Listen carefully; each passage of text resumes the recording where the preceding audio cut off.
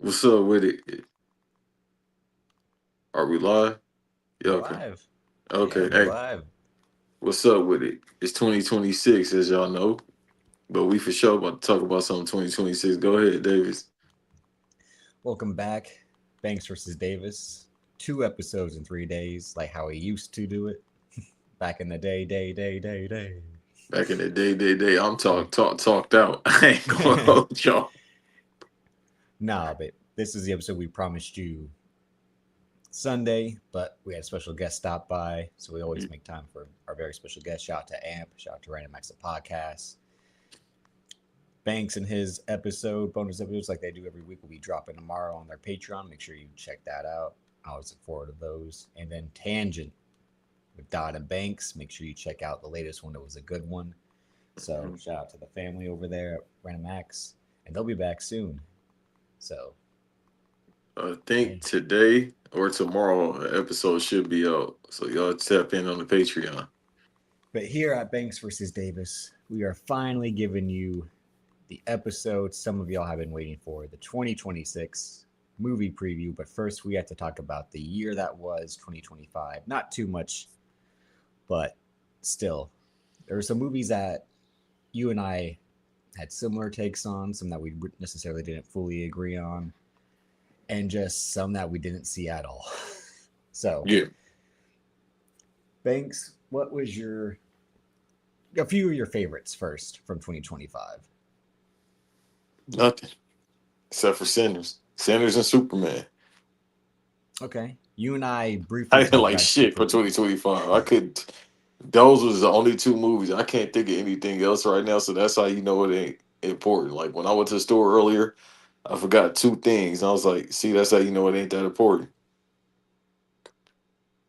All right.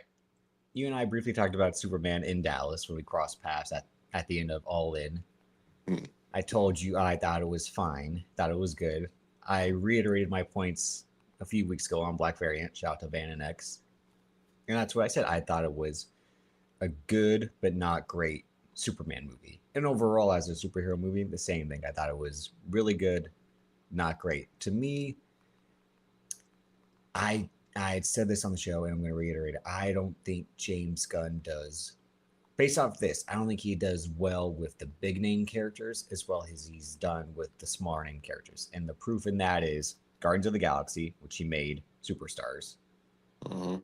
the Suicide Squad, his version much better than David Ayers, and he did it with, I mean, a group of characters that were largely jokes like Polka Dot Man, Rat Catcher Number Two, King Shark, all of that, and then obviously introduced us to Peacemaker, which then led to a very successful season one and a very piss poor season two as we got this year because he was too fucking busy jerking Superman, and now they're already shooting Superman 2.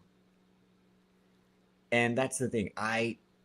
And over the course of the Superman movie, you can tell that James Gunn really got more into Lex Luthor, which is always the thing.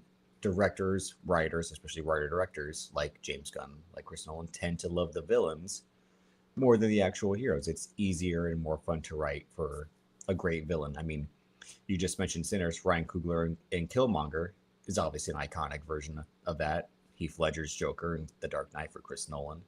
So, like I said, I'm also someone who enjoys Man of Steel for what it is, which is the Dark Knight version of Superman.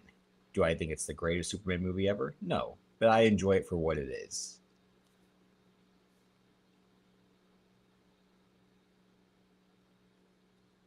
Oh, okay, I was gonna say. Damn. Oh, do you agree with kind of what I just said there, or are you still thinking I'm tripping or being a little too, critical of it? No, well, a movie that's on my list that's coming out this year, we're gonna see what they talking about on that. For Supergirl, who is known, she ain't super known like her cousin, but we got to see how that play out. I think if they're gonna go the sympathetic route with that, and we'll talk about it more, then we'll see. But I get what you mean. I mean, this is first time doing that with like an American icon. Yeah, Probably like, you know what I mean, him and a Hollywood blonde jabroni. Hulk Hogan. They are the two. When you think of America, you think about them, and now you got to think about Trump. So yeah, Okay, all so right. Why'd you have to take it there? because the motherfucker, I'm not talking about for good. The motherfucker known across the world ain't shit. So there you go. But you know what I mean. This is first bad at it. We'll see the second one. It's crazy because I predicted Brainiac ahead of time. So that 2027 list, hey, 2027 stack too. To me, and that's what we'll get into the 20 at the end. We'll be because there's only really like 6, 7 big movies announced at the moment for 2027. Um, That fucking 6, 7 shit wouldn't even die. but okay, all right. Why'd you have to again? Um, well, Sinners again. Sinners was my number one movie of the year. I posted my list. Did I? Yeah, I added it to here just to see. Yep. So my top movies, top 10 was Sinners at number one, Mission Impossible, Dead Reckoning. I mean, Final Reckoning. I always keep going because that's what they wanted to call it was Dead Reckoning Part Two. But the Final Reckoning at number two, Predator Badlands at number three, which you left off your list just a few moments ago because I thought you enjoyed it once you finally got to it. Oh yeah, that was cool. That was Yep. straight. Weapons at number four, which I don't think you've gotten to yet. But that's a guy who. I couldn't finish it. Okay, all right.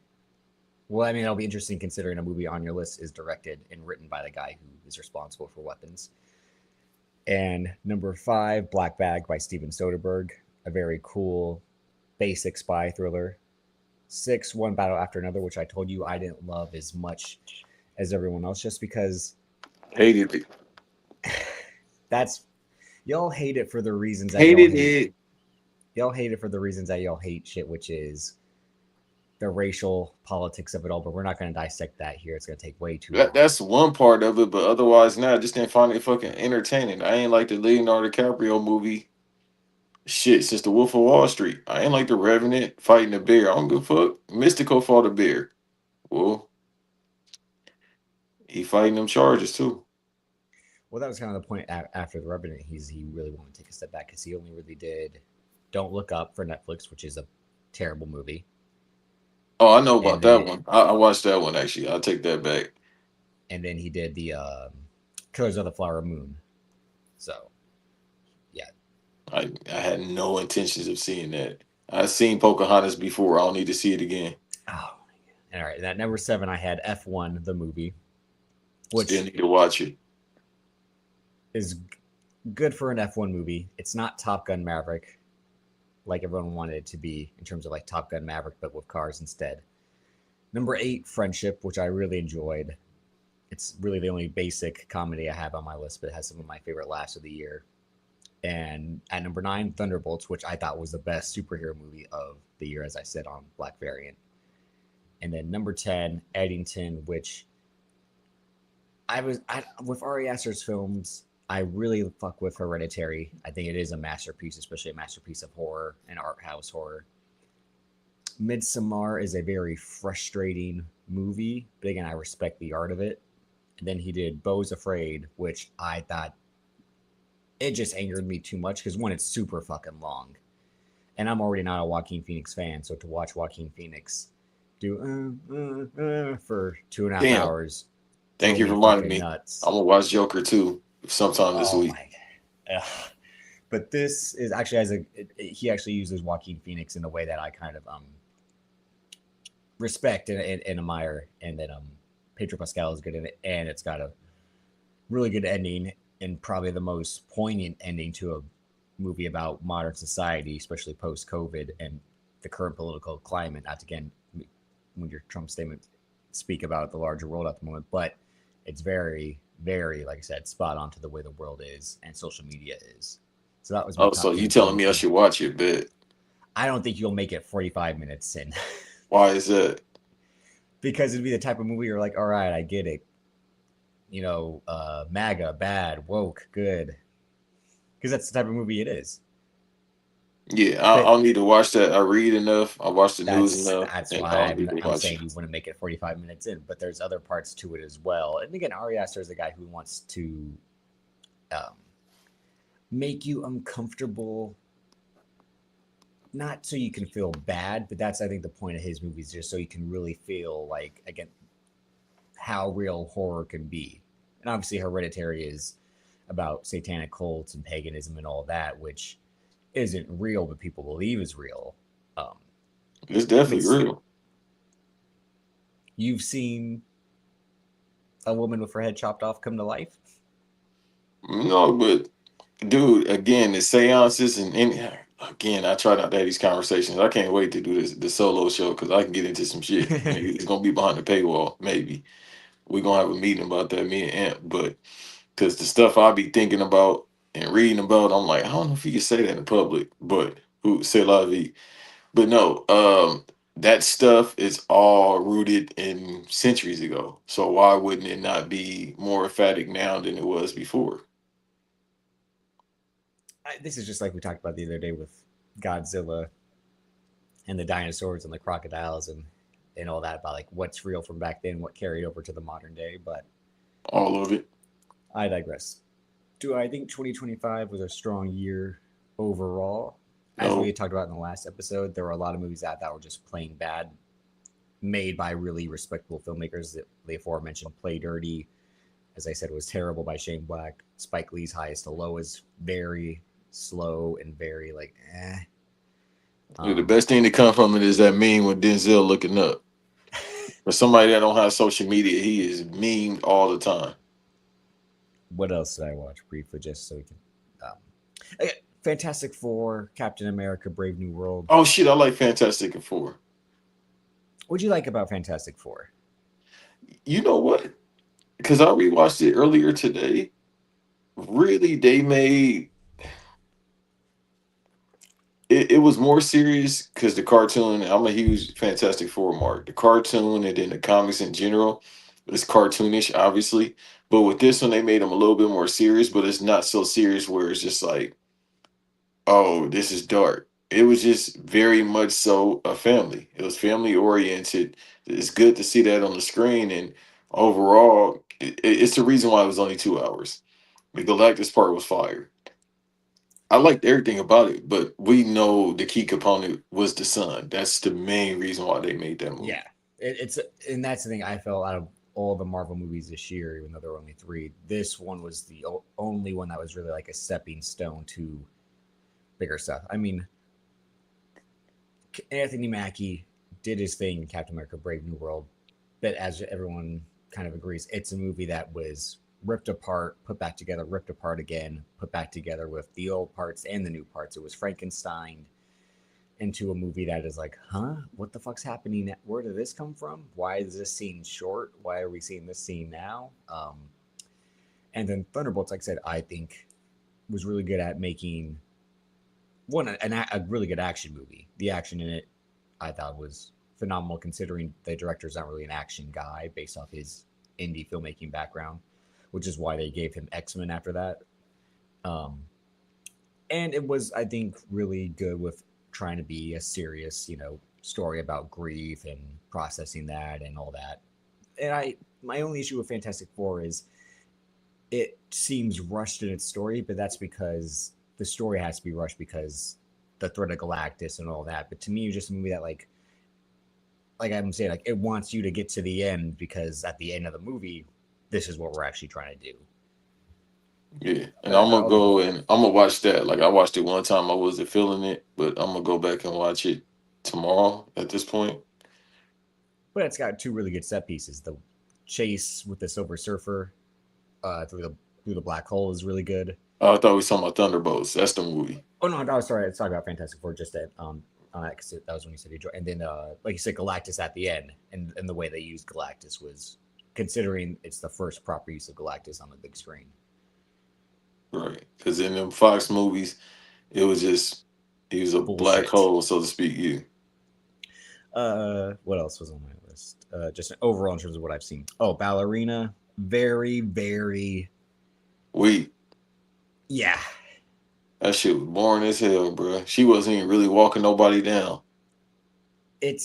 It's what you want from an action movie, which is a bunch of action set pieces, but the story and the writing to get to the sequences is so bad. And again, a movie that was rewritten because this movie was supposed to have a second screenwriter, But when you watch the credits, Emerald Fennell, who's the one that was doing a rewrite, her name's not on the finished script, so they probably cut the shit that she wrote to be involved out.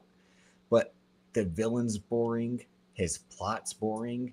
They force a sister storyline that's like okay, I guess. Like they kind of alluded to like you look like your sister. It's just this isn't real spoilers because it's a movie that just wants you to watch the action. And I said this would be a disaster when it was announced because they picked Len Wiseman to direct, and Wiseman hadn't made a fucking movie since his version of Total Recall in the mid 2010s. I like that one with Colin Farrell. Yeah, he basically Yeah. got put in Hollywood jail after he made that, even though he was the guy responsible for creating the Underworld franchise. He made Yours and My Beloved Live Free or Die Hard. Um, but overall, I think he's a very poor action director, especially when you watch Live Free or Die Hard and all the cuts and edits in that movie. But that's it's because it's trying to hide Bruce Willis's 40 stun doubles. Um, Yeah, man. God bless Bruce Willis. and this, yeah, uh, but and this movie was rumored to have uh Common. shooting issues. No shooting issues because the studio didn't like what he was shooting. They brought Chad Stahelski, the guy who directed and is responsible for all the John Wick films, in to reshoot the action sequences, which is why you can kind of tell it seems like it's Anna de Armas at some points. And then I'm not saying it in a negative way, but then the stunt double for the rest of it because those are the ones that seem like they had to be restaged in terms of to get it, better looking than what it was going to potentially be if Lynn Wiseman just was fully responsible for it. But Yeah, and I went to watch that behind the scenes, the making of John Wick, the franchise. I watched it yep, on Netflix. it's phenomenal. Yeah. Like I always love the making of movie documentaries, especially ones like that actually have great behind the scenes footage. Actually, talk to a lot of people involved from the producing side to the crew side. The actual star Keanu Reeves himself is great in it. So yeah, the Wick is Pain documentary, like Bank said, I think it's both on Netflix and Peacock. So check that out if you haven't, especially if you like the John Wick films. And then what else? You and I only kind of talked about him. I said I think him had a lot of good direction. I think Justin Yeah. Tipping has a good eye and might be a good director in the future, but as a writer, not there yet. And it's a script by two other people as well. And I think you can see and hear all the clash of ideas of what should this movie be? Should it be really grounded and serious, or should it be fantastical and over the top? It's a movie I think that struggled to try to be both when it really could have been one over the other. But Marlon Wayans is good in it, and he's really the only good performance in it. Tariq Withers is fine. He's not bad in it all, but he's just not doing too much, unfortunately. He just has to play off against Marlon Wayans' um, seriousness, comedicness, and you really get to see again that Marlon Wayans is an actor at the end of the day. So I respect it for that. But everyone else in the film, poorly casted, poorly acted. It's a mess. But it's a mess at the end of the day where I'm like, I'm not mad they made it. I wish it was better. Yeah. Oh yeah, him was pretty good. But again, if I forgot it, that mean it ain't worth mentioning. But it was a good movie. I liked it. And there was some stuff I thought that was just okay that I kind of looked forward to, which was Havoc by Gareth Evans, a movie that took fucking 5 years to That make. shit was trash, bro. Uh, I it's got two really good action scenes, It's but too the rest, much grotesque and gore. I'm like, God damn, dude. well, Gareth Evans he's made a horror movie in the past, and that's what he started because he directed some of those VHS segments in the first two or three VHS films, and obviously he's responsible for the two Raid films as well. But his style is yet to combine horror gore with John Woo action. Yeah, all them people that was getting clapped, I thought it was Hiroshima again. But that's what you want. You want that ultra violence Nah, again. That bro. I'm like, this shit taking them out more than the swine flu. okay, but well, the Eddie Murphy documentary. You and I talked about that on the show. We both enjoyed that. Um, what else before we wrap up? The Naked Gun movie I had briefly said was fine. You Um, watched that shit? Yeah, I had a few good chuckles, but it wasn't like I said, it wasn't my favorite comedy of Chuckles. the year. It was Friendship was my favorite comedy of the year. A few good Uh, chuckles. then of these two, very disappointing in terms of Yeah. again a movie being years in the making. Oh, what the hell am I doing? Sorry. Yeah, put the camera Uh, on you. no, no, no, no, no, no. Years You in the didn't like the making. medium shot? Why you doing a long shot? That's how we normally do it. Oh, the movie I told you about, Ash by Flying Lotus. That's a solid sci-fi thriller. If you check I that like the out, soundtrack. I ain't see the movie. and then the movie Warfare by Alex Garland. Again, I wasn't completely blown away by it. I respect its pacing about how brutal it would be to be trapped in that type of situation in Afghanistan. I think it takes place in Afghanistan because it's inspired by an actual event that happened with this um, Army Ranger group. So, and the Marines that come to rescue them. Either, yeah, I think they're Marines instead of Navy SEALs. Um, it's paced slowly, but like I said, I think it's paced slowly to intentionally to make you feel like imagine going through this. It would be slow, excruciating hell on earth. Um, Wait, so what I happened respect again? it's a mission again. Like the guy, it's people were mad that it seemed like a very pro-war guns guys in their gear type of action movie, but it's not really that. Like I said, it's just a mission gone wrong of guys that have to survey potential threats in Afghanistan or Iraq, and then shit goes wrong, and now they got to rescue their guys and get out of the situation, and it's a little bit platoon, a little bit Saving Private Ryan and those aspects of just like the sheer excruciating pain of like, you know, look at the guy next to you, that guy's gone now, you know, stuff like Hey, that. what's that one movie that came out by Stephen King? What's that called? Walk? Oh, The Longest Walk that came out this past year too. Yeah, I need to watch that. The other Stephen King movie that came out this past year was The Running Man. I had high hopes for that, and I'll speak to that a little bit later with two movies that are on my list. But we're about to move on to 2026, and we're going to start with Banks first, and his list of movies.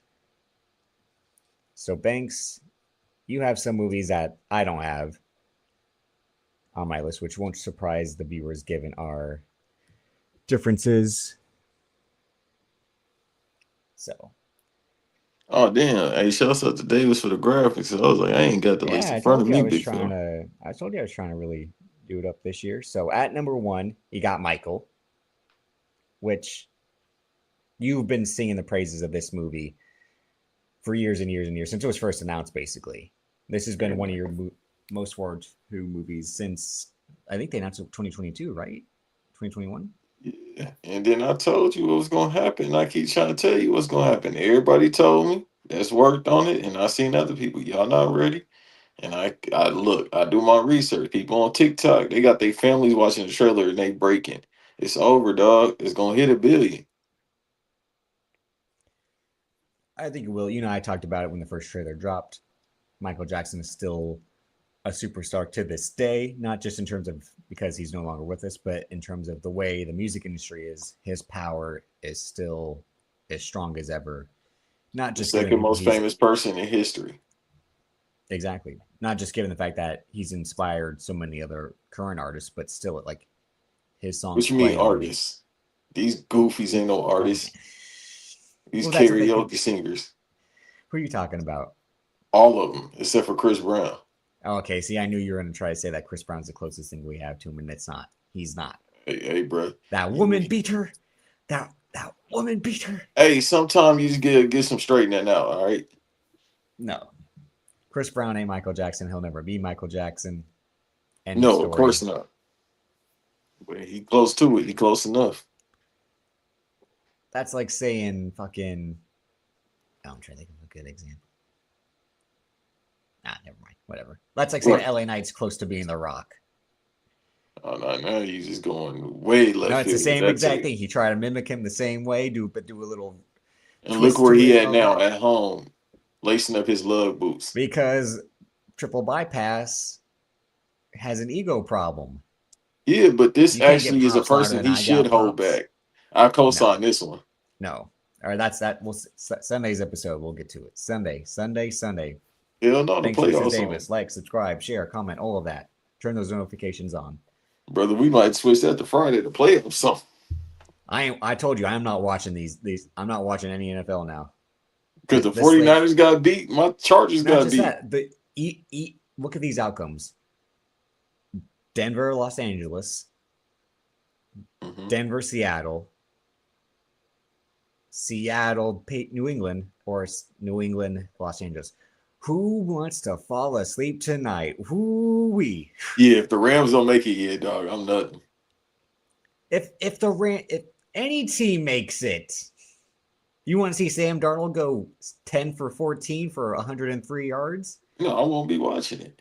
Exactly. You want to And I don't see. understand the damn word Bad Bunny be saying, so I'm not watching it. Oh, whoa, Esther. What you want? Hey. I don't understand it. Wow, you say that wrestling Twitter is going to get you out of here. You know you can't slander a Bad Bunny. Wrestling Twitter, I Yeah, don't he had a give. I'm good about to match say a one word I can't time. say. You think I care about some unemployed jabrones? All right, let's move on. Avengers Doomsday at number 2. Oh, You are the one that is so hyped for this. You're saying Marvel will be back. Look what they're doing. They did the right thing by bringing back the Dream Team. Say what you want to say about Doomsday.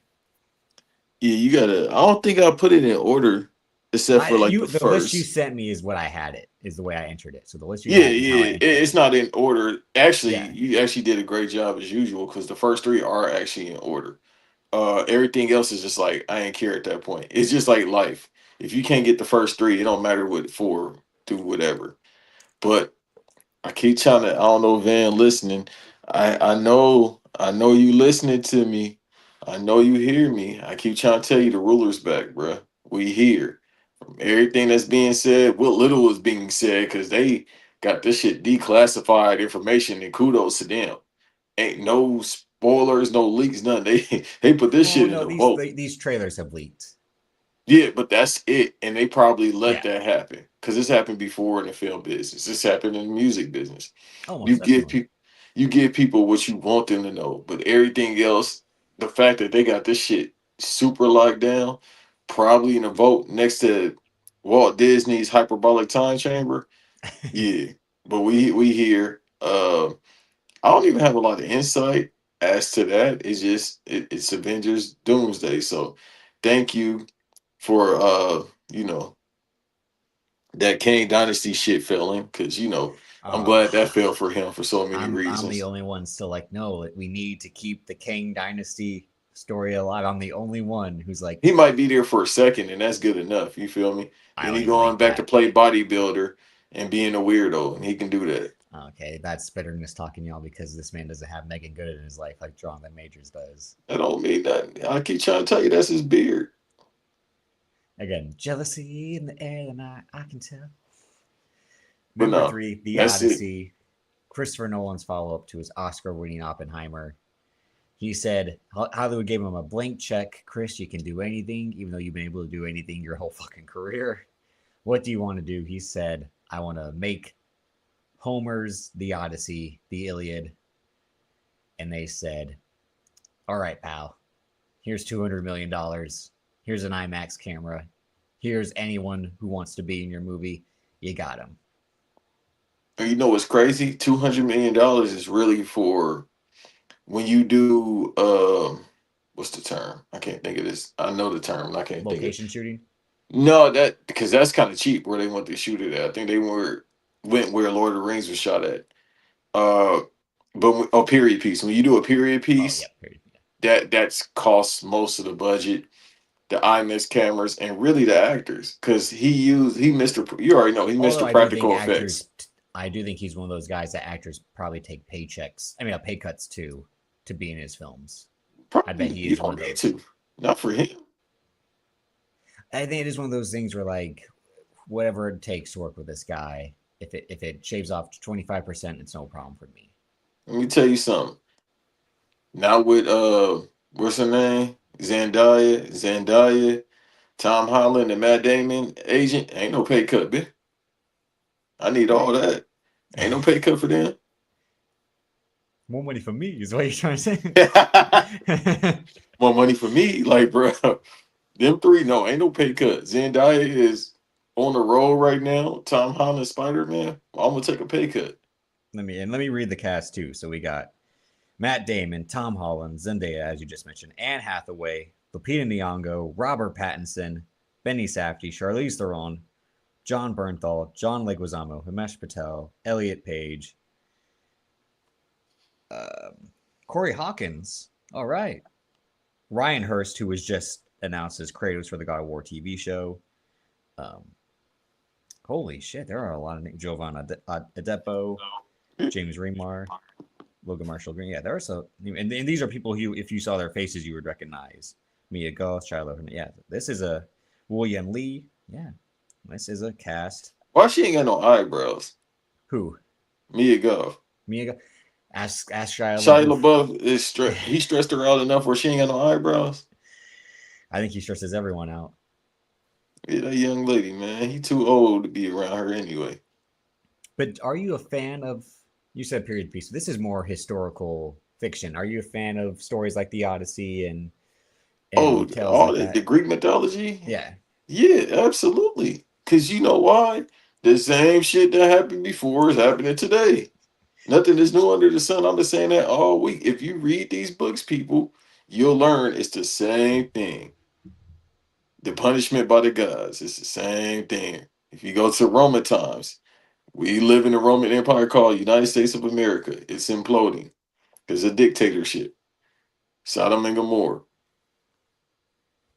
next up, we got Spider Man Brand New Day on your list. And that's, speaking of Tom Holland, John Bernthal, it Right. seems their relationship working on the Odyssey led to Tom Holland being like, hey, you just showed that the Punisher's in the MCU. I want this guy in my movie. Because there's always those comic arcs in which the Punisher and Spider Man interact. Even though it's the funniest, like ultra violent machine gun toting killer, friendly neighborhood Spider Man. Right. And they're gonna need all that because they're gonna have the Hulk in here too.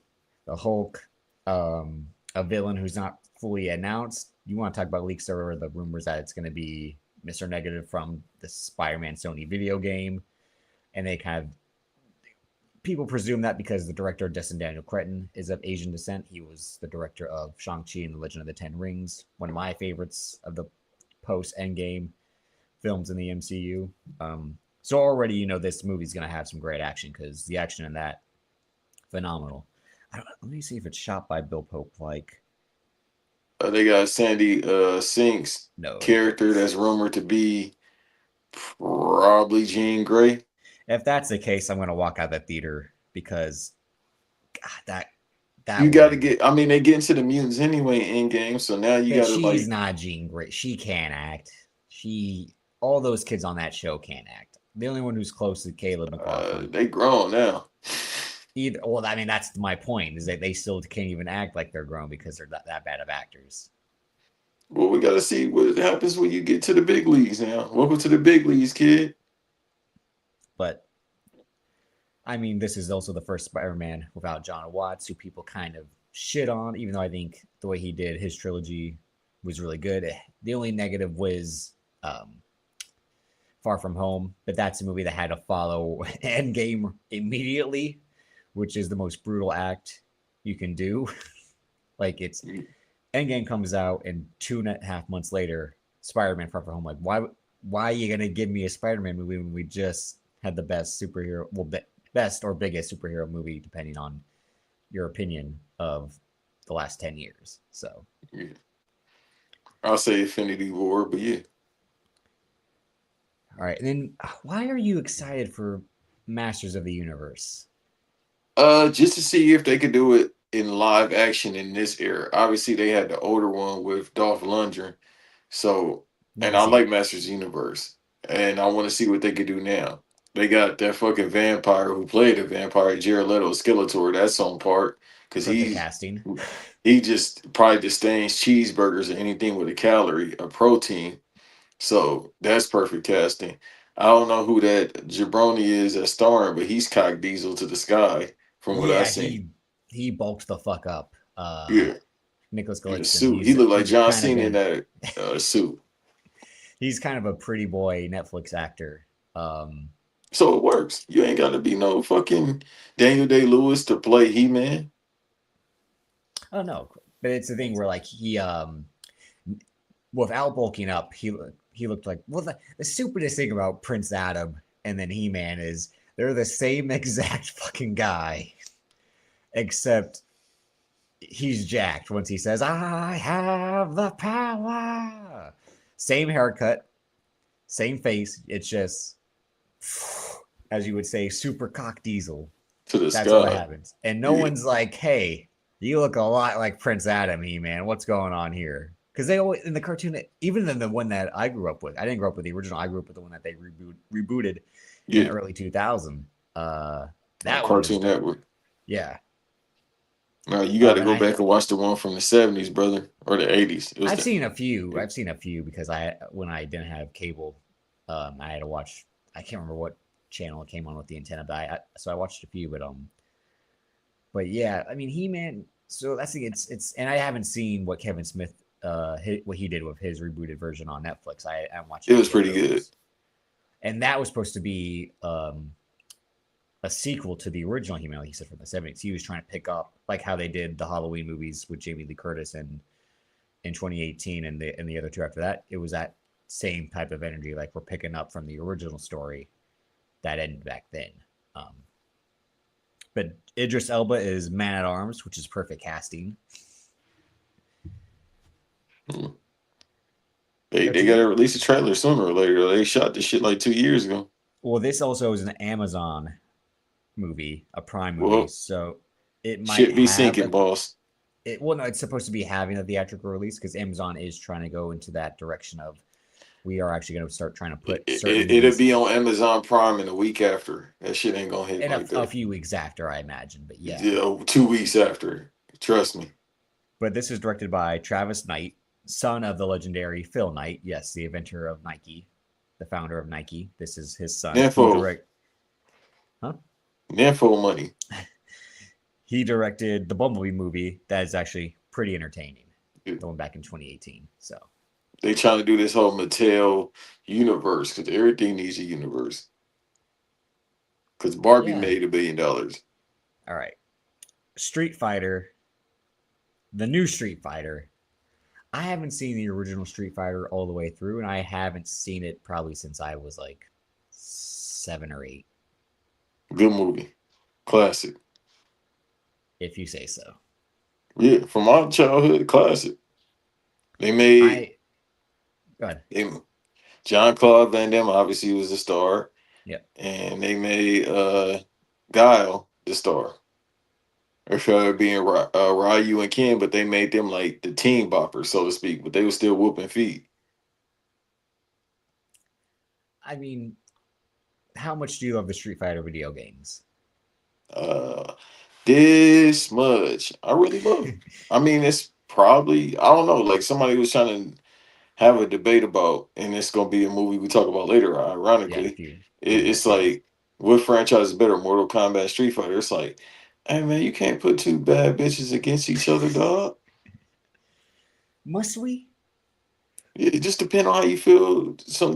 What day of the week. Sometimes I like this type of woman. Sometimes I like this type of woman. You do the I don't Tommy like it every Dreamer. day. I have them both. I'll have them both. I'm hardcore. Yeah, but then that too much of anything is a bad thing. Did you ever fuck with the animated Street Fighter ones? Everything. Okay. The anime ones, they both of them. Street Fighter 2, the movie, the Generation, the one with Akuma, the cartoon that they briefly had, all that shit. Our guy Rome says it isn't as bad as people make it It's out to not. be. Hey, dope beats, dope rhymes. What more do you want? It ain't supposed to be a cinematic masterpiece. Like when people was talking about this movie when the trailer or the teaser came out, people was like, "Oh, I'm hyped," and then some people were like, "This doesn't. What is It this?" was It's also like the briefest trailer that's come out in a while. It really didn't show too much in terms of story or people talking, But that was their point, which is it's Street Fighter. Did you come to see people act or did you come to see people fight? And then the trajectory now, if something is good, is TikTok because people use that song and they edit it with other fighting games. It's something.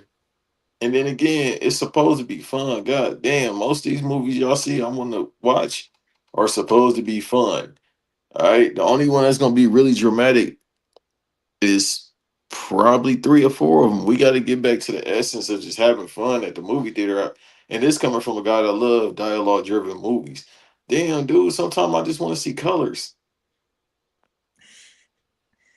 Speaking of colors, like you said earlier when we talked about Superman, the red, blue, and yellow will be back this summer. Craig Gillespie. I always can't say his name.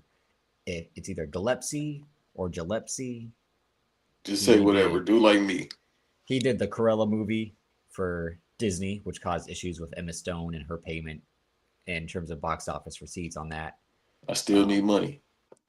he did. I also think he did Lars and the Real Girl. He's the guy who kind of went from indie film to decent sized movie productions. But this, I think, is his biggest movie of all time in terms of scale, production, all of that. Um, Millie Alcock is playing Supergirl. The internet won. They got Jason Momoa as Lobo finally because he wasn't cast as him a decade ago. Instead, Zack Snyder said, "You're Aquaman," and Jason Momoa was like, "Huh?"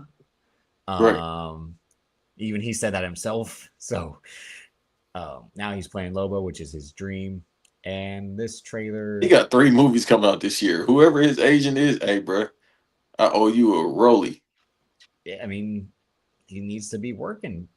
Jason Momoa, let's not forget, was a guy that Hollywood, once he blew up, I mean, he tried to make it big in the Conan remake, which failed. Then he was on Game of Thrones, but he's only in like 4 episodes of the first season and never returns. And then Hollywood's like, this is going to be our next big action star. He did that movie with Sylvester Stallone that didn't perform well, um, Bullet to the Head. And ever since then, he's been in small stuff and obviously the DCU. And then he's more so being famous for being a good looking guy than he is a Hey, successful actor, which I'm not it mad at. it's an image business. No, you right, Yeah. but it's an image business. I think motherfuckers want you to be through ice stars and all that shit. No, bro, it's an image business. It ain't about you delivering lines. Motherfuckers don't come to see you deliver no lines. Now, if you can act and you look good, that's a plus. But if you just look good, motherfucker, they gonna throw you some bread. And my point to this is what we talked about on the last episode, which Rome had asked if we were excited for the movie that he and Dave Bautista are starring. And I said no, because that's a movie that they forced Jason Momoa to be in. And I'm not saying in terms of like held my gunpoint, but I'm like, Jason Momoa needs a movie. What's the type of movie we can build around Jason Momoa? Let's make him and Dave Bautista brothers. Let's make it an action movie in Hawaii. AI, like I said, created that movie from scratch. So And the fact that it's coming out Royal Rumble weekend and Dave Batista in it, the irony. like he gives a fuck about the Royal Rumble. No, he don't care about wrestling, but No, it's still ask him. crazy that that happens. He'd be a funny guy to be on WWE Unreal because he would be like, "What the fuck is this shit?" Right, man. How much y'all gonna pay me? Yeah. So that's Supergirl, which I mean, like I said, she's not as popular as Superman. She had the movie in the '80s. I've seen that one. My mom actually had that on VHS, so I've seen the original Supergirl from the '80s movie. Um, Pretty weird to watch that movie as like a young boy, because there's probably a lot of stuff I didn't pick on in terms of innuendo and all that. And then I never watched the Supergirl TV show that Melissa Benoist was in, that they tried to make different from the Arrowverse, and then they forced it into the Arrowverse. So, yeah, overall, my thoughts on Supergirl are just okay. You know, Yeah, as the advocate for women on this show, yeah. Now we got Mortal Kombat 2 after fucking 4 years since the first Mortal Kombat in 2021 when it was a day in, day out in terms of it was released in theaters but also released on HBO Max. That's the only way I watched it was on HBO Max. I shitted on that movie when it came out. Uh, do you think they'll get it right this time? they got it right the first time. Again, bro. What the fuck do y'all be wanting? Please, Rome. I don't know if you listen, little brother. Whoever listening, know this phrase. Don't by Fonte, the great Fonte, one of the greatest of all time. Dope beat, dope rhymes. What more do you want? I don't need no concept. The concept is there. They got Johnny Cage in this. Okay, now he gonna probably break the fourth wall. That's gonna make it funny. They're gonna have action in it. It's gonna look good. Let's move on. Like, dog, it's from a video game. Like what people always used to be like, and I get it because some video game movies are actually bad. Most of them are, but it's like it's from you went from fictional characters to fictional characters on the screen. It ain't that difficult. Yeah, wrong. Like we the older guys, so they just don't get it. Like, bro, we just here to have I mean, I fun. grew up with the game in more terms, more so the mid 2000s versions of it, not the original as much. Except at the arcade when I would go there, I like golfing games or stuff like that. But yeah, I mean, Johnny Cage is one of my favorite. That is my favorite character in the Mortal Kombat universe, but one of my favorite characters, yeah, of all time, just in terms of fictional characters, as you and I like to say. But yeah, and then okay, how far have you gotten into Peaky Blinders? Because I have to finish the last two seasons, which I'll probably be doing this weekend since I'm not watching these football games, like I just said. But how far have you gotten into Peaky Blinders? Shit. R.P. Clay Davis. Shit. I'm just starting season 2. Okay, So I but got yet you're time. excited Today I for got when time. the Immortal Man, the Peaky Blinders movie that Stephen Knight, it really only officially I think got greenlit after Killian Murphy won his Oscar. I think it had been in talks, and then once he won the Oscar for Oppenheimer, Netflix is like, okay, we'll make the fucking movie now. No, I don't think in a negative way, but like now we have the resources to put the money behind because we know people are gonna rewatch this show or binge the show if they've never seen it before because the guy who made Oppenheimer, $950 million is going to be the star of this movie, like he was the star of the show. And you're gonna pay Peaky, me like a star too, because after Oscar, yep. you get a huge pay Well, incentive. Melissa Leo has been shitting on the fact that she thinks her career turned out worse after her Oscar win for The Fighter in 2010. She said she Who enjoyed her again? in The Fighter. She plays the mom of Mark Wahlberg and Christian Bale, but you would she was in the first two Equalizers. Old woman, red hairish, red blondish hair. She Yeah, always but you played. wasn't the star, baby. It's No, true, no, of but course. you wasn't when you the star. That's when you get the pay incentive. But sometimes your career does go down for a second. Jamie Foxx did Stealth in Miami Vice after he did Ray. You know why? Well, you Because take the money now, jobs, yeah. yeah, let me get this bread, then we'll get back to the essence. Like, look, I mean, again, somebody that deserved to get, somebody agent that need a fucking Rolly Christmas dinner, even in January. Robert Downey Jr. I did all the money plays. All No, no, right. no, no, no, no, no, no. That guy was already the biggest blockbuster in terms of like making movies. He was getting paid the most before he won the Oscar. He did No, that but that's what I phony. was saying. He He did did it in that phony reverse. shit. Like I'm gonna take acting seriously now. I'm gonna do it. And as soon as he got that Oscar, he said, "Now you're gonna pay me even more money to be back in this franchise Yeah, because I don't give a fuck about real acting, yeah. suckers." I won. So Fuck now, him. win Fuck him me. Give me forever. the 80 million. You got me 80 million plus the incentives, and I get a percentage of a movie that's about to make $1 billion. Sound like a play for me. That sounds like a smart play. More Another money movie for that will probably me. make $1 billion is Super Mario Galaxy. I think you've questioned like why are they going straight to Galaxy, but again, I'm not too familiar in terms of Mario's story and chronology and all that, but it seems like they're just doing whatever because the first one worked so well. No No, ideas. it's more so my fault to cut you off. No, no, you're the expert on this, so go ahead. Merchandise. Merchandise. Yeah, It's Baby Bowser. It's like I almost had the Mandalorian. I'm not really anticipating it. I'm gonna watch it. Don't get me wrong. I'm about to watch that. But will Groot or Groot, hey, more money for me. oh I'm Grogu, just it's yeah, Grogu, merchandise. yeah, yeah. I mean, I haven't seen the first one. I won't see it, and I won't see this one. That's the Classic. shocker.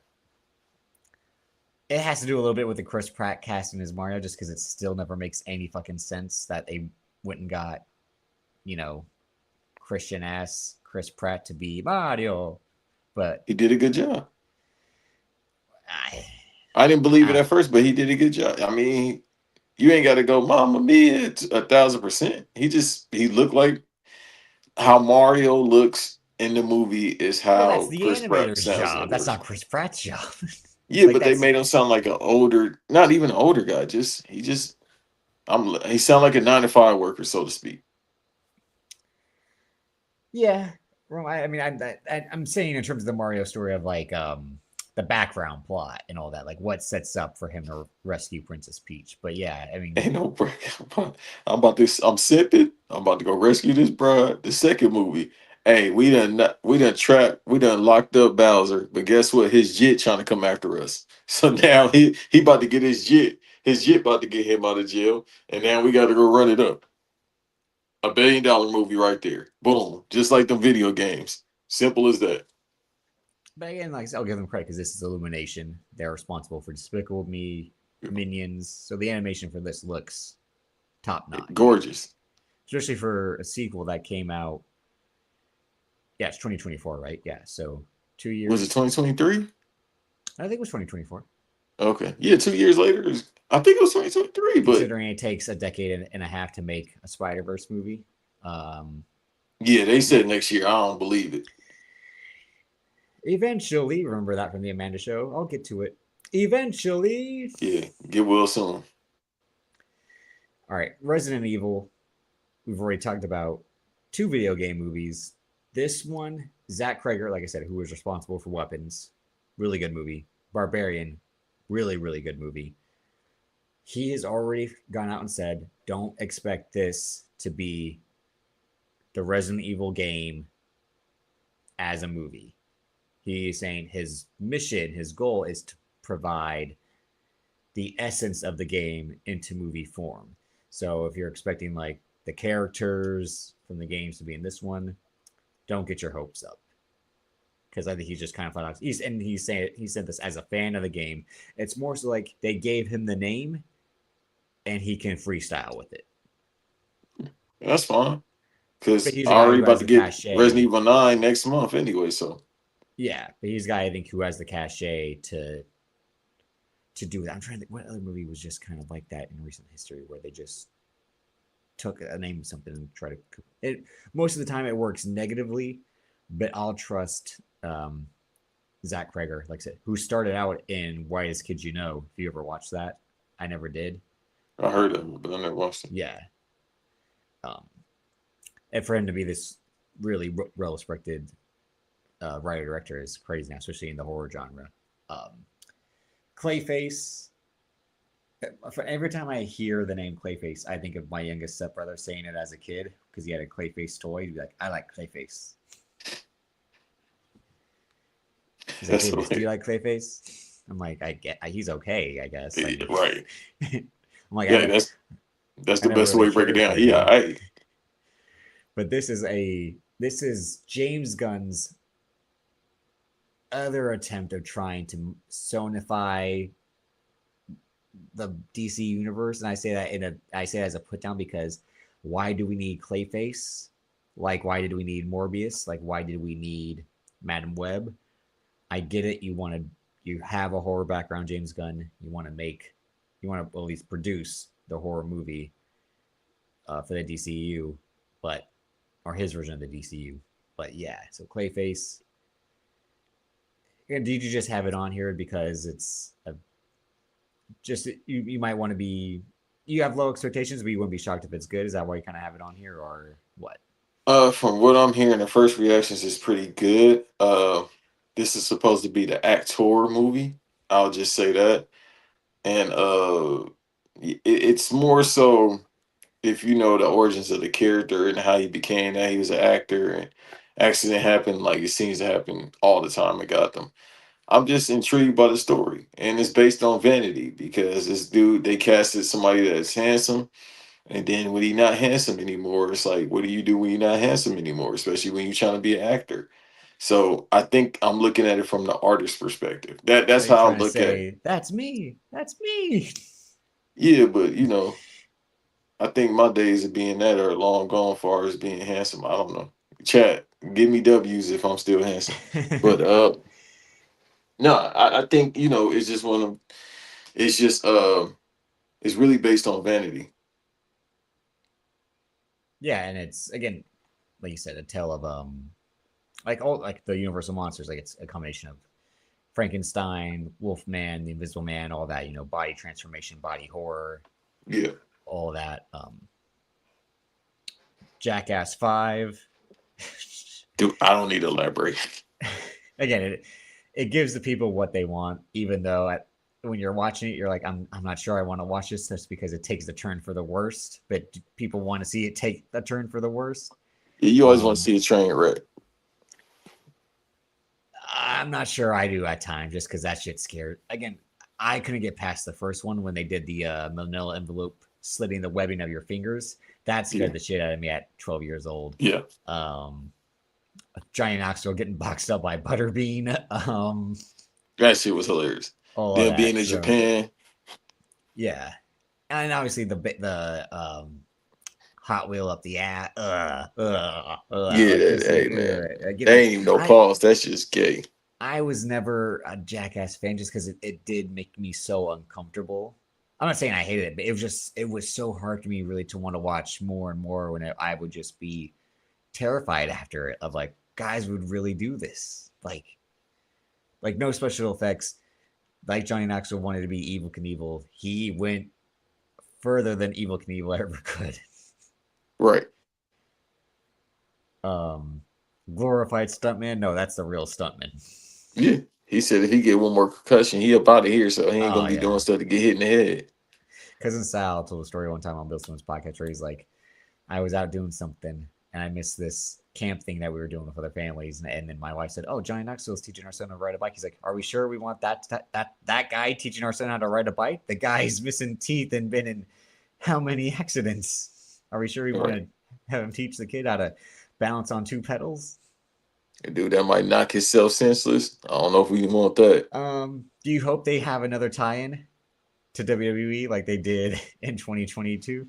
That'd be hilarious. Instead of Sami Zayn this time, they just get Austin Theory because he's a jackass. Logan Paul, I think, would make more sense. Yeah, but he gonna try to jump off a hippo or something. Good. I hope he dies after it. But Well, damn, you don't. I don't think you're supposed to do that, big fella. Let's go to the next well, movie. some people deserve it. All right, I guess so. I haven't seen Godzilla minus one. Instant classic. That's what I've heard. Best Godzilla movie in what, 20, 30 years, they said? No, it Maybe ain't 30. better than that 2014 sequel. It You ain't War of really the hype up Monsters. that mid 2014 one. I seen it. I watched It it. it has 6 minutes of Godzilla, and that's it. I'm talking about the sequel to it with Mothra and all that. What's the name of that shit? Oh, that's the War of one the that Mon. came out in 2018, 2019. That's the King of Monsters. Yeah, that's my shit right there. King of the Monsters. Oh, I never saw that one with O'Shea Yeah, Jackson Jr. that shit is and phenomenal. Millie Bobby Brown. Yeah, I never saw that one. No. And I'm a huge Godzilla mark. That's my favorite one. My brother would always buy the weird Godzilla DVDs.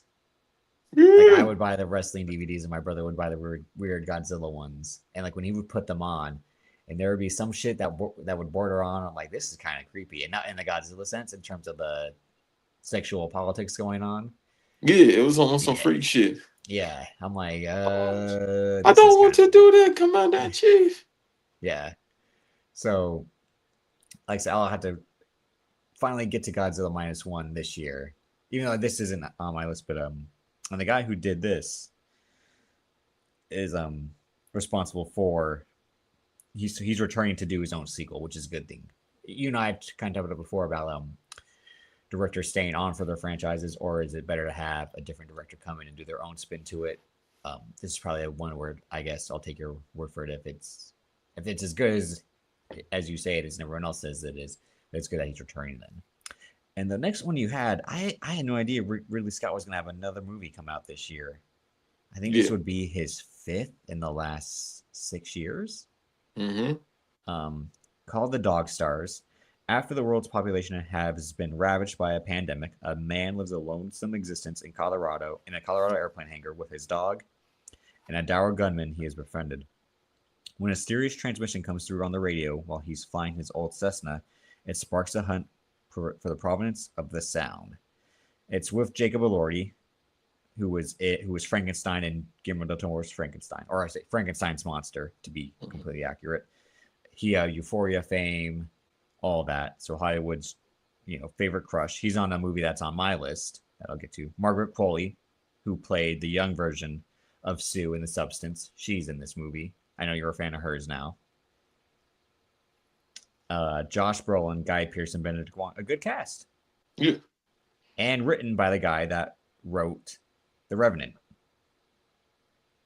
So it might kind of have that type of vibe to it based off that plot and his style. So, and then last on your list, Madden by your favorite director of all time, David O. Russell, starring Nicolas Cage as John Madden.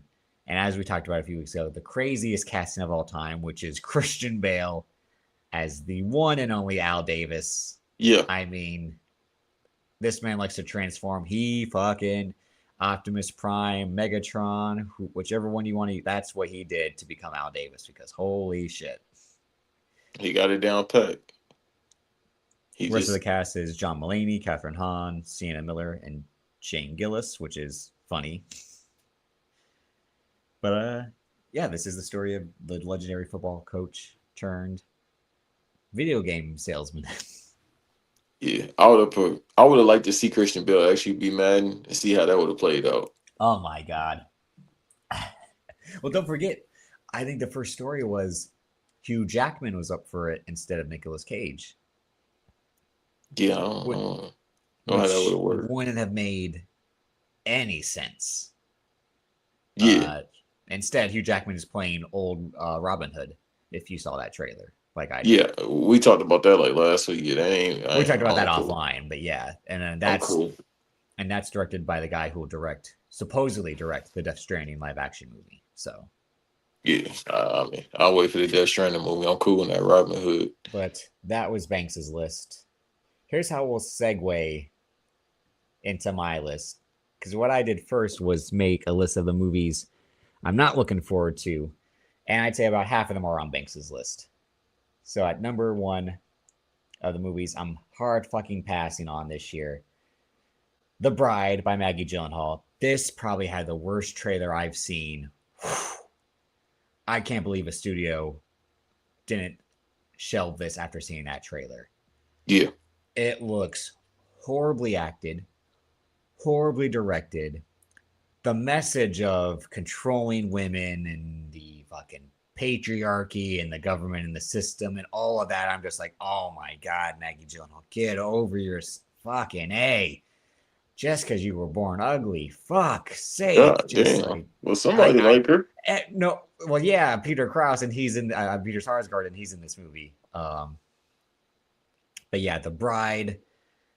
Oh God, again, Christian Bale's in this movie playing Frankenstein's monster, so he has got a double dip this year. They trying to make it like Bonnie and Clyde. No, well, exactly. But it's more like the woman's version of Joker. The woman's version is Joker. Yes. What are women? What do we call women incels? If that's a term that exists. Lesbians.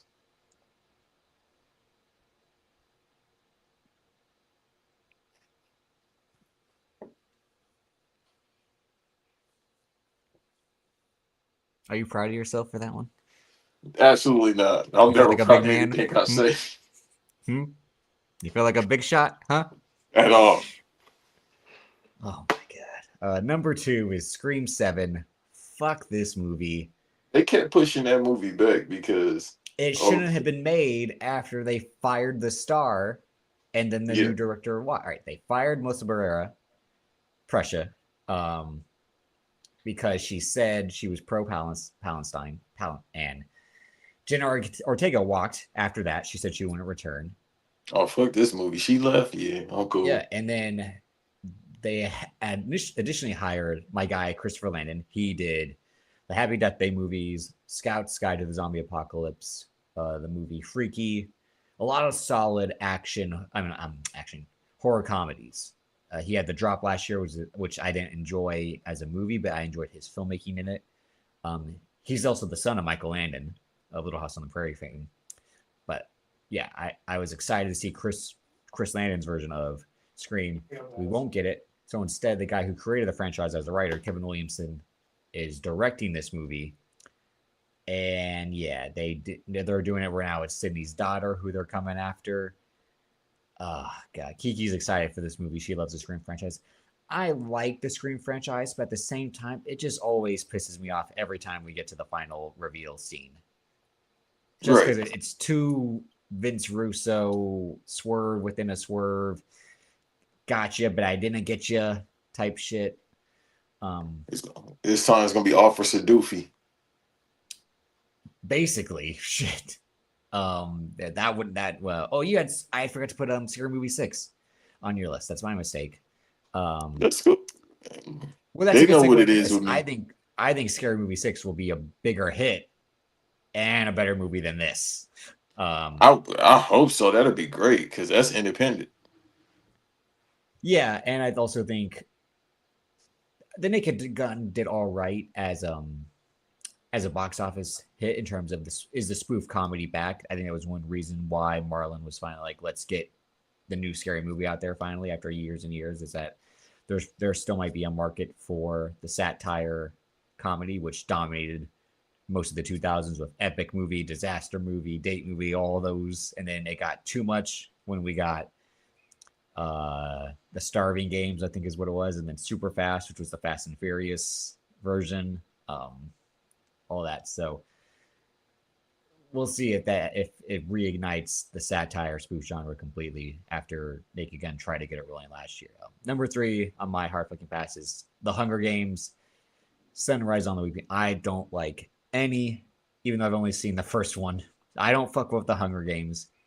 I hate dystopia. I hate bullshit like this. It just irritates me so much. Um, yeah, I don't fuck with the Hunger Games, and they continue to do these spin-offs and prequels. It's like, oh fuck's sake, just like learn your lesson from Harry Potter. No one wants to watch the prequel versions. Number 4, I have Michael, just because, as I said before, I'm not a fan of biopics, especially music ones. I think it'll be an okay movie. You know, Antoine Fuqua was a good director, but overall, I just hate music biopics. From Bohemian Rhapsody to fucking again, I didn't watch Elvis because again, I wasn't gonna watch Austin Butler trick people after 15 years of Hollywood trying to force him into becoming something, but still. He did a Six, good job. 5, I have Clayface. Again, I don't want to watch DC's Morbius. James Gunn, stop producing bullshit and start producing real shit like Batman Beyond, fucking um, real movies we want to see. Don't give me your bullshit characters. Bring out the fucking big guns finally, you know? All right? Stop with They coming. Clayface. Pause. He got the brave. No, He they're said, not, "Don't talk because to he'll me be out of a about job that." in 4 years. Nah, that deal. I think that deal like 10, somewhere around that. Not when Netflix is going to have their say of like, hey, pal. Yeah, that's true too. 6 and 7 combined because they were on your list. All right. Street Fighter. All the characters look bad. Cody Rhodes is in this movie. That's enough for me not to see it. Um, That's the only thing I want to see him in.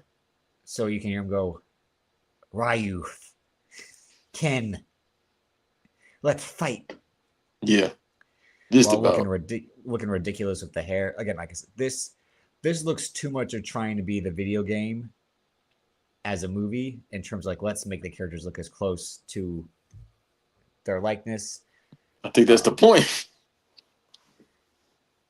yes, we've needed Batman Beyond for the last 15 years instead of doing Batman again with Pattinson. Even though I enjoy it, that's what we needed, especially post Spider Verse when the other versions of the famous names proved to be successful. That's what we needed. Um, Mortal Kombat 2. My issue is Carl Urban, really good actor. I like him in a lot of stuff. He's not Johnny Cage. He is not. This is forced casting because these movies film in Australia and Carl Urban's Australian. Just like James Wan as a producer is Australian, just like the director Simon McQuaid is Australian, just like the actress playing Sonya Blade's Australian, like the actor playing Kane who's Australian, like the actor playing Liu Kang is Australian. This is Australian tax write-offs. It pisses me off that this movie is just made because they see the tax breaks in Australia and they casted it based off that. And the whole addition of the Cole Young character from the first one, creating a brand new character so fans could understand Mortal Kombat. No, you have great original characters. You didn't need to make a new one. We don't want to watch new characters. We want to watch Scorpion, Sub Zero, right? That's what we want to watch. Not a guy who turns into bronze. Okay? Fuck you.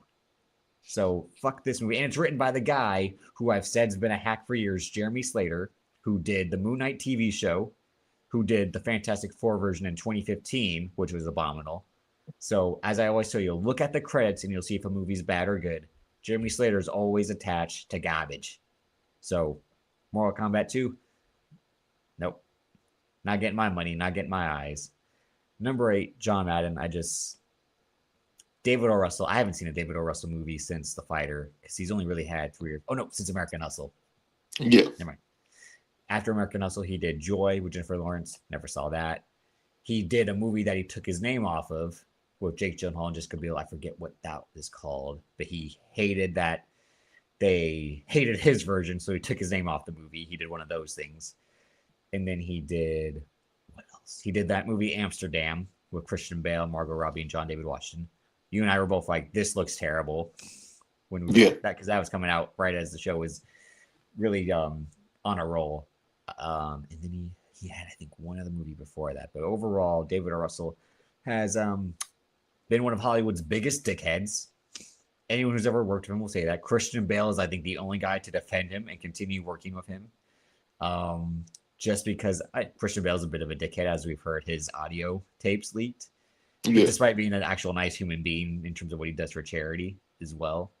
But for some reason, he just wants to continue to collab with David O. Russell. He's just like, yeah, you're my guy, David. I mean, he got him his Oscar for The Fighter. Maybe that's why he feels indebted. Yeah, and prigs get along too. That's just part of the game. But you were Christian Bale. You were Batman before that. Like, you were already on a good career path. So, yeah. But yeah, I don't know how you can make a movie about John Madden and have it be entertaining or comedic or serious. I mean, John Madden just seemed like an easygoing guy.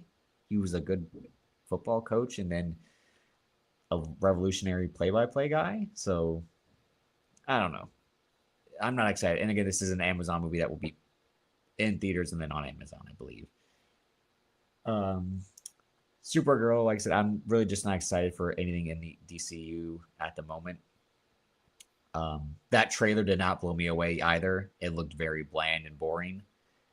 People are like, oh, they're just trying to do Guardians of Supergirl. I'm like, no, because Guardians is actually good. This just looks like they weren't trying to give too much of the action away, but then the story part of it seemed very dumb and like, okay, like she knows she's not a superhero because she's a drunk. Like, I also don't want to see Hancock but Supergirl. So, at number 10, Steven Spielberg's latest movie, Disclosure Day.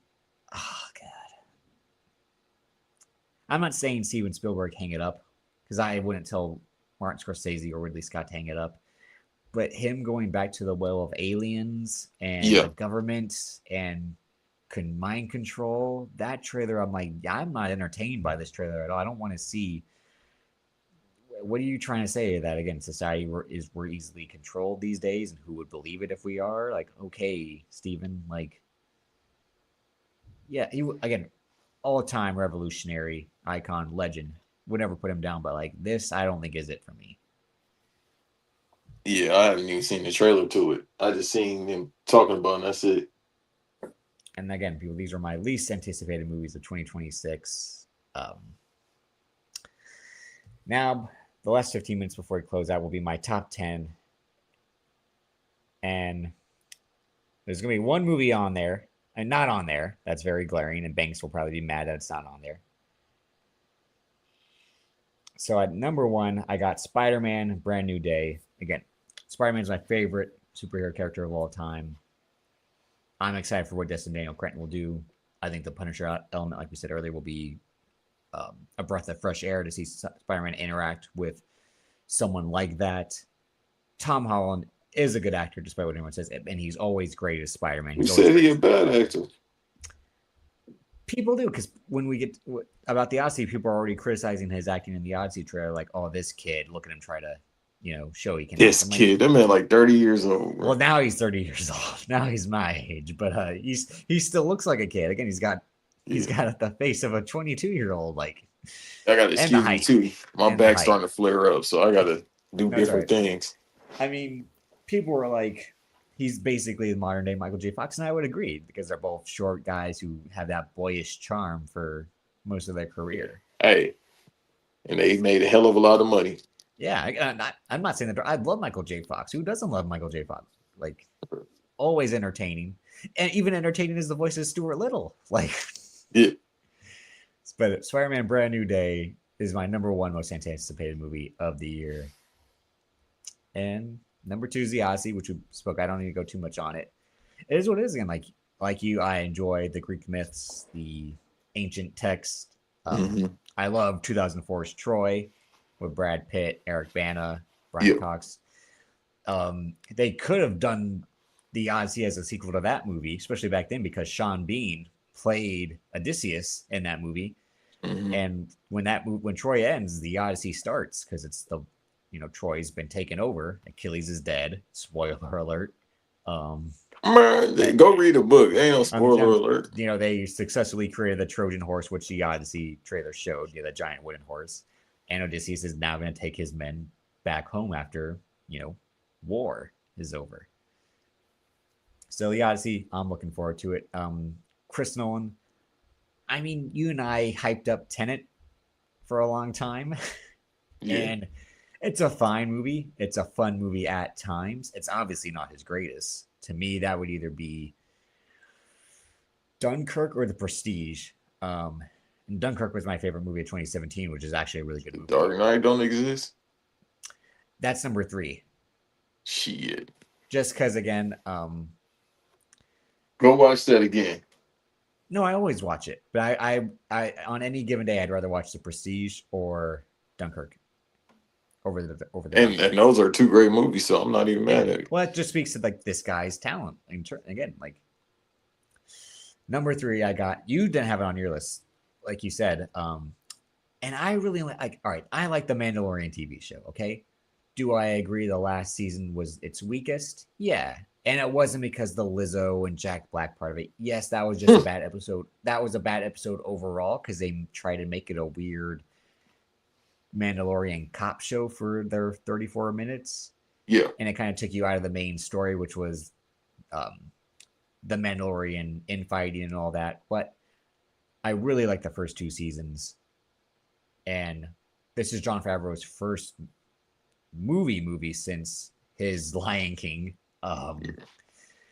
And this is also the first Star Wars movie since the movie you shit on a day ago, The Rise of Skywalker. And this is obviously going to lead to more Star Wars movies going into theaters. We're going to have to speak on that given what the turmoil at Lucasfilm, aka Disney, and Kathleen Kennedy's departure, which was about damn time. But Dave Filoni's appointment to the lead of Lucasfilm, which I'm like, again, the guy in his cartoons, okay, all right. Even though he is responsible for the Mandalorian success, I will give him credit for that. It was him and John Favreau together. But overall, in that trailer, it was very brief, very short. But I enjoyed it for what it is. Again, it's going to be a mixture of action and cuteness because Baby Grogu is still adorable after all these years. Merch money.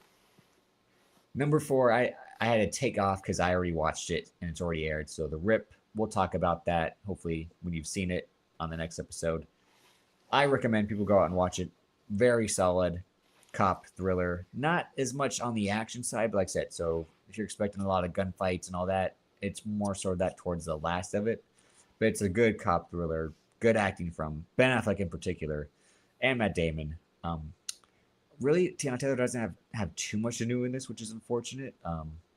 Stephen Yeun Yeah. also really good in it as well.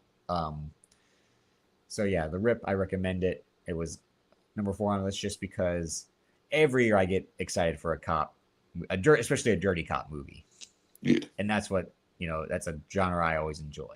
Number 5, Project Hail Mary, Ryan Gosling, directed by the guys who did 21 and 22 Trump Street.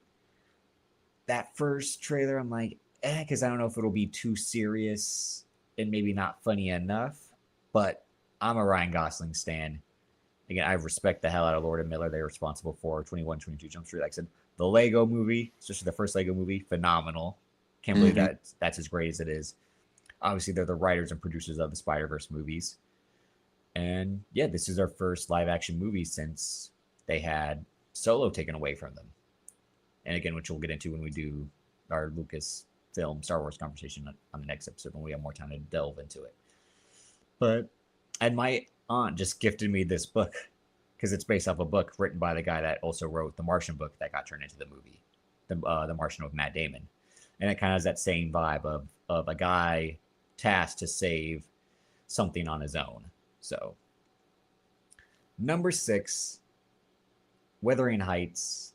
Very, my mom would probably be into this movie. I do all at times have an interest in the more so classic period pieces, but this is kind of turned up with its style because that style is Emerald Fennell's, very sexual, very colorful in terms of its lighting, very red, very bright blue, all that neon esque. She did Promising Young Woman in 2020, which was one of my favorite movies of that year. She won Best Screenplay, Best Original Screenplay for that film.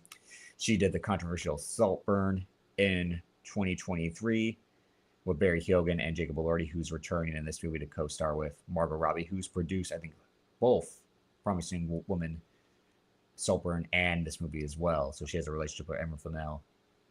This has Charlie XCX as a soundtrack. So this is going to be a very female-centric movie. Not probably not a lot of guys hyped up for this one. And the trailer, like I said, is very erotic, very innuendo. And at the times, I do enjoy because it leads into a movie that I have at number 8. Um, Over the top in terms of style, like I said, cinematography, sound, and the depravity in terms of writing. Because sometimes art is also about being depraved and creative and all of that. It's not always meant to be, like you said, super serious. It's meant to be gross or like in an entertaining way. Number 7, just because we haven't seen a trailer or any set photos, and the story of this movie, I don't know if it can follow the previous two, but that's Dune Messiah. It is supposed to come out this year, which I don't know how. Um, because they've been shooting it, but I thought the post would just take a long time. But Denis Villeneuve is gonna get it out this year, so he can then move on to do James Bond. You didn't? Did you just kind of overlook this one on accident? Are you excited for Dune Messiah? They haven't said. I ain't seen the trailer. I ain't seen a teaser or nothing. So that's why I ain't really say nothing about it. Cause I got to go back and rewatch the second one. I fell asleep in the theaters, and I ain't saying that Oh, was bad. you made a mistake. That's a phenomenal Yeah, I film. was tired in the motherfucker. That's all it It was. is, yeah, it is a I long. like It the is a first movie. one, It is a movie that I have to strap in for because I think it might be the same length as the first one. They're both at that like 235, 240 range. but apparently they just finished principal Yep. photography. So and then Yeah, they that's why trying we to don't have a trailer. yeah, and they trying to book out the IMAX theaters over Doom or over Doomsday. Doomsday. Yeah. Yeah, because they trying to go against Doomsday. So I'm like, good luck with One that. of those movies will move. It will probably be Dune. Yeah, because Disney Um, already moved. We was in July, dog. yeah, and that's because of the reshooting rumors of and And then the rewriting all VFX, of they that. actually Yeah, want to get the CG down. yeah. Even though, as I get into why it's not on my list at the end of my list, but yeah, Dune Messiah. Robert Pattinson joins the cast. Jason Momoa is coming back. That has to do with his character being reanimated, which is from the books. Um, Florence Pugh, Anya Taylor Joy, Zendaya. Pretty much almost everyone returns. Josh Brolin, Rebecca Ferguson, Javier Bardem. And I love the first two Dune movies. Just the way that I've heard in terms of the way the third one is written, it gets super crazy, super over the top. Um, so that's my only little worry about it. It's just like, how much are they going to stick to that, or is Denis Villeneuve kind of going to go in his own? direction with it, which I wouldn't be mad at if he took his own creative, because I love pretty much all of Denis Villeneuve's films. Number 8, I got a film by one of my favorite directors, Nicholas Winding Refn, and this is Her Private Hell, which not much is said about it in terms of um, plot, but it's an edgy, hypnotic, unhinged thriller based on an original story that promises a lot of glitter, sex, and violence. Much like I said, Wuthering Heights and Emerald Fennell, I said before, is kind of the female Nicholas Winding Refn. They kind of have the similar styles in terms of very colorful films, very erotic films, very even though her films are not as violent as Nicholas Winding Refn, who did Drive of Ryan Gosling, All in God Forgives of Ryan Gosling, and then had 2 TV shows that I was pretty much the only fan of, which were Too Old to Die Young and Copenhagen Cowboy. Too Old to Die Young was on Amazon Prime. Copenhagen Cowboy was on Netflix.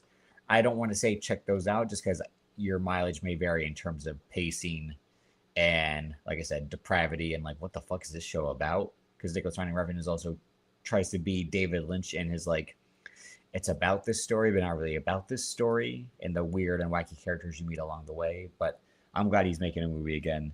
There's not an official date, but it is said to be that it will be this year. Number 9, I got Werewolf or Werewolf by Robert Eggers, who did Freaky The ass Witch, werewolf. The Witch, The Lighthouse, The I still got to Northman, watch the lighthouse. Damn. and watch The Lighthouse. It's great. I haven't seen his Nosferatu. That was the I last movie he see. did. That's why I said freaky ass vampire, freaky ass werewolf. Well, it makes sense to stay within that realm of again the universal monsters and the historical monsters. So Is him Johnny Depp doing, daughter back? yep, she's in this movie. Damn. Well, I know she. I know she that's his grown, but I had muse. to have a conversation with my daughter. Like, hey man, what you doing? That's his muse at the moment. Willem Dafoe's in it. Aaron Taylor Johnson is playing the character that will become the werewolf. Um, Okay, hold on. I might have to tap in. who else is in it? Oh, Ruffin Ianson, yeah, another one, Okay. another reoccurring guy. He was Galactus, I might and be tapped in. I didn't even think about this movie. yeah, again, here's what it is. Set in 13th century England, the story focuses on local villagers who are stalked by a mysterious creature. As the attacks continue, ancient folklore and superstition bleed into a terrifying reality. While the official plot details are scarce, the film will be a historical take on the werewolf mythos, and also will have that very 13th century dialogue, because that's what Robert Eggers is a stickler for, is the way people talked, especially back then. So, because that's how he treated the witch. Or thou owl, motherfucking Yep, werewolf killing yep, people. stuff like Or that. thou owl, Exactly. But if bitch. you see the Where is set, your daddy at? Jack where Sparrow.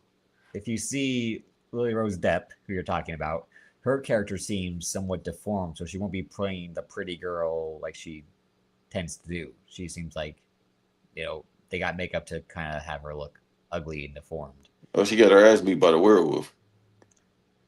Who knows if it's pre werewolf or post werewolf? But Oh, psych at time. number 10 is are 2 films, because one just had a release, but they starred the same guy. So it's How to Make a Killing, and this has a really fun trailer. This movie stars Glenn Powell. This is him trying to still be in his comedy bag and serious bag, because he's playing a guy who, in order to collect his like fortune inheritance, he is going to kill all the family members ahead of him to do so. So it's kind of a dark comedy thriller type, kind of like Talented Mr. Ripley, but it seemed a little bit more comedic. And he's also Glenn Powell will also be the star of the film that's next to it, The Great Beyond, which is J.J. Abrams' first film since The Rise of Skywalker. And this movie is basically a ripoff of what was that Macaulay Culkin movie where he becomes animated? A page master.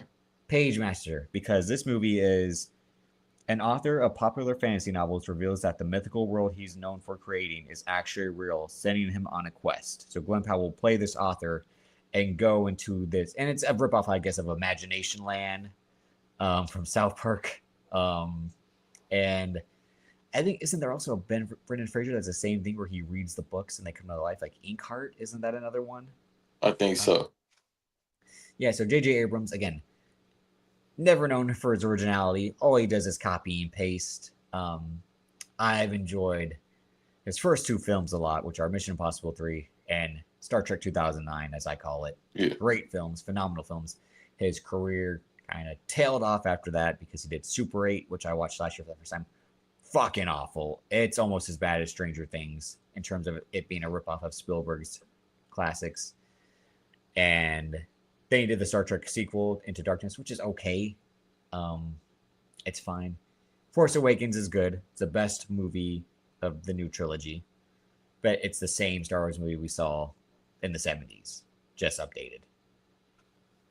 And yeah, he did Rise of Skywalker, which is the worst Star Wars movie of all time. Yeah. I don't know why you rewatched it. I'll never rewatch it. I said to my dad, I know this is going to be bad as soon as the movie started, and they said there is a Sith GPS finder. I'm like, nope, that's terrible. I like it now, man. It took me years, but we here. I ain't gonna But say this it's is, great, but I liked it.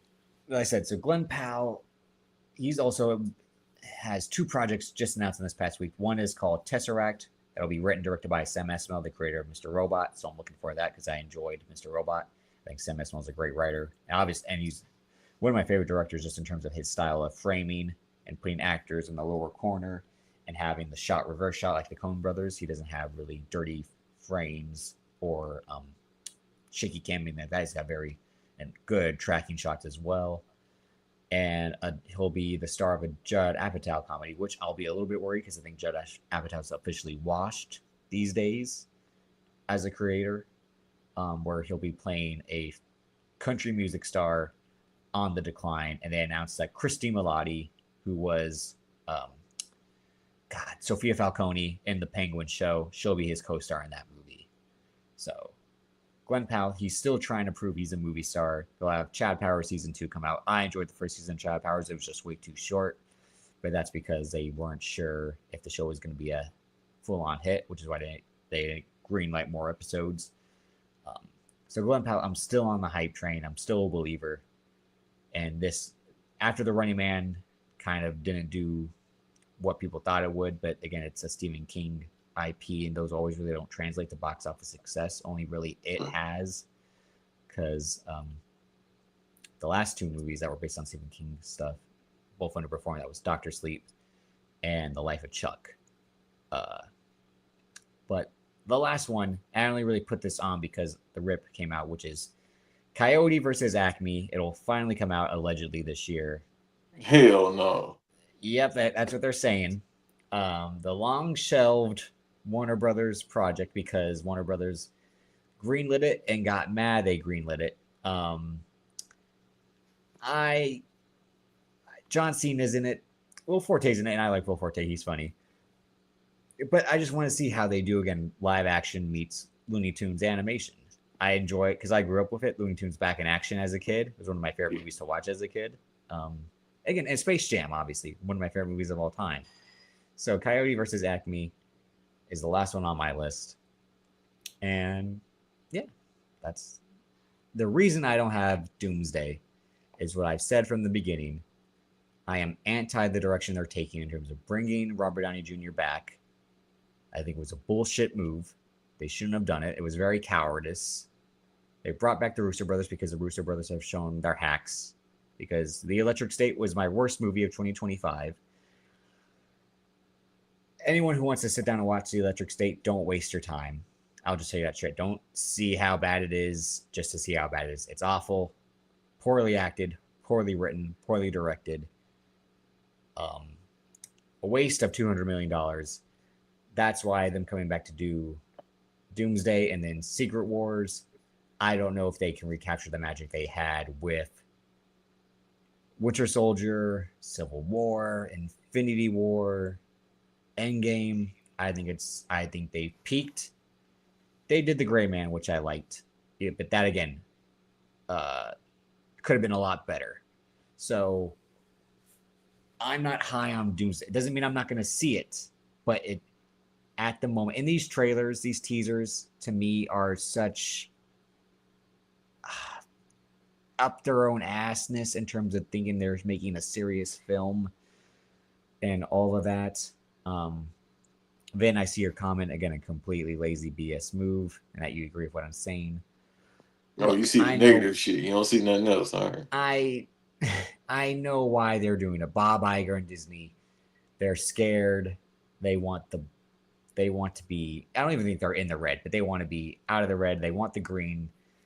They have Avatar: Fire and Ash, which, as you and I said, made over $1 billion, but James Cameron still talk about, I don't know if I can make the last two. If this isn't making enough money for me to Right. make the last two, am I not? Bro, Like, you already made them. shut up, James. Shut up. Just shut up. All right. He shot all You're the movies already. well, not just that. He's the most arrogant director, but now he's also acting like, oh, they won't let me make my little movies now. Maybe I don't know. Dude, Like, you got fucking, where is that at? In Manhattan Beach. Raleigh, Manhattan Beach, the studio I've been to. I worked at before. Dude, you own that studio. You not got the just entire that. studio for yourself. I think he also owns all the Avatar money based off the deal he signed in the first place. Yeah. So him saying, I don't know about, dude, you got the studio. Disney's like, go ahead, do what you want to do. But again, as you and I talked about, he funded a lot of deep sea diving trips, so maybe he might need to might need the money that they're going to provide him because, as you and Cool. I talked You about, ran it up, bruh. Hooray. exploring the depths ain't easy, ain't cheap either. Avatar made a lot of money, and Zoe Saldana got one more black friend. But to wrap up, again, this was my list. I forgot to put the damn banner. Ah, that's my bad. These were my most anticipated of 2026. Does this seem like a very Davis list that I got? It's your taste in movies, but for the most part, it's kind of stuff like I'll be interested to watch as well. Like I forgot about the Werewolf. Uh, the movie after Hail Mary, I can't see it. I might tap Oh, into Wuthering that. Heights. Wuthering Heights. Yeah. Yeah, I might watch that. Dune, I might watch that. So you got some stuff on here that I'm willing to watch. The Agni movie. It's just this is the most loaded year I could think of since because 2023 had a lot of movies that were good. But this year, bruh, this shit damn near every month is something coming out. So I gotta get that AMC pass. So yeah, it's just a lot of stuff I missed. I didn't think about, and I'll be there regardless. It's just a good year to be a movie buff. And again, get that AMC movie pass. It's not advertising, but if they want to advertise, please do so. They want I don't go. sponsors. There's not an AMC near me, so that's why I wouldn't advertise it. Yeah, that's the only thing. But that pass is worth it this year. Just pay for this year, you straight. Well, But if you're what not about near next year? AMC, I don't know what you pay for because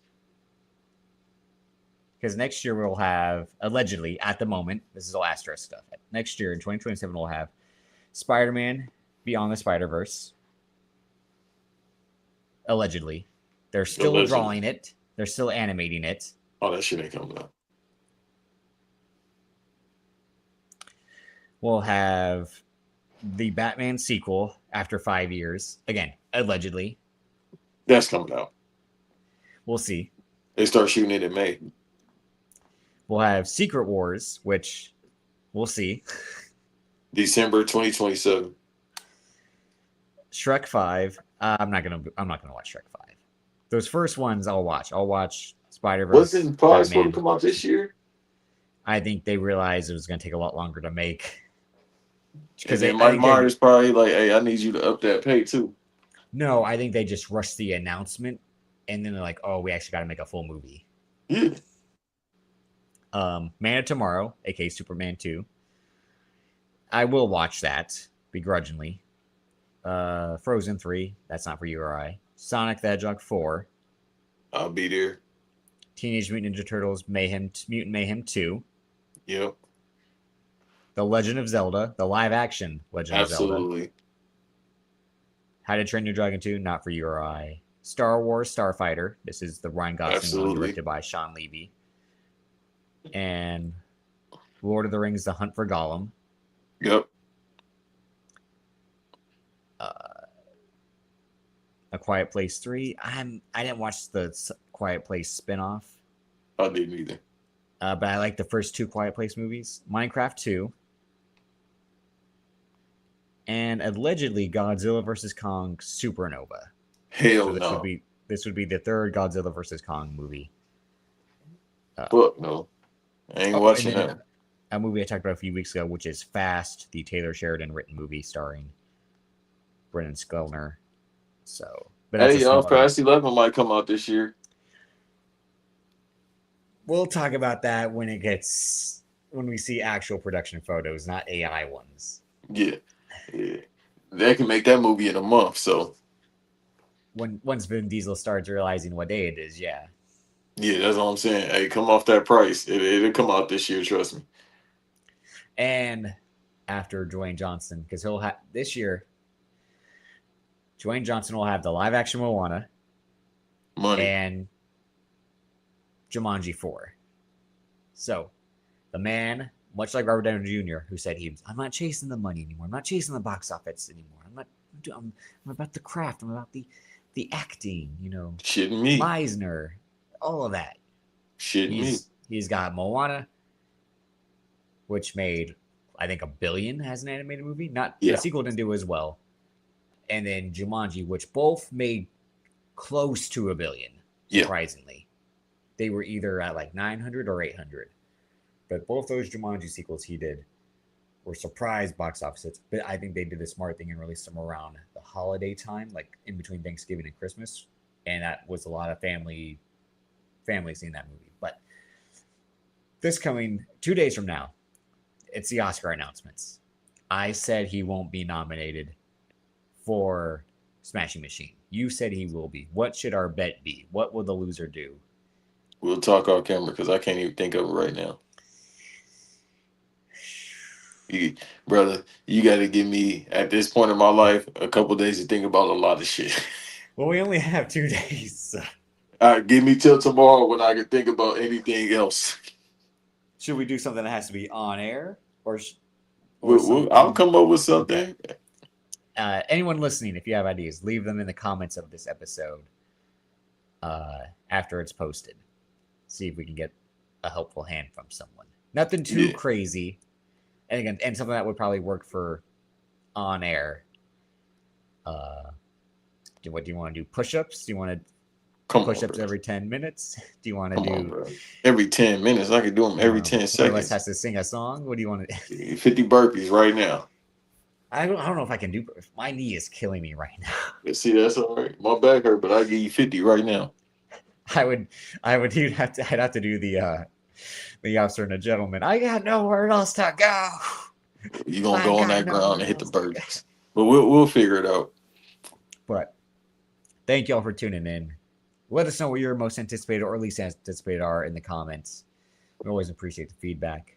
Like I said, I know probably Banks's list is most favorable compared to mine, just because his tastes are more.